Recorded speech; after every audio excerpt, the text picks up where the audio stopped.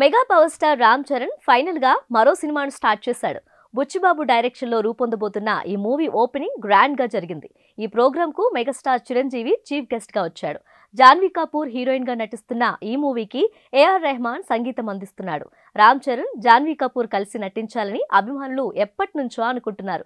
వారి కోరిక ఇన్నాళ్లకు నెరవేరుతుందని ఓపెనింగ్ లో రామ్ చరణ్ కూడా చెప్పడం విశేషం.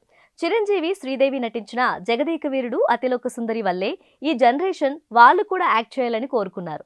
ఉప్పిన తర్వాత బుచ్చిబాబు డైరెక్ట్ చేస్తున్న ఈ చిత్రానికి ప్రళయం అనే టైటిల్ ను పరిశీలిస్తున్నారట. ఉప్పెన సముద్రం నేపథ్యంలోనే ఉంటుంది. ఈ చిత్రం కూడా సముద్రం నేపథ్యంలోనే ఉంటూ ఓ స్పోర్ట్స్ మ్యాన్ కథగా సాగుతుందట.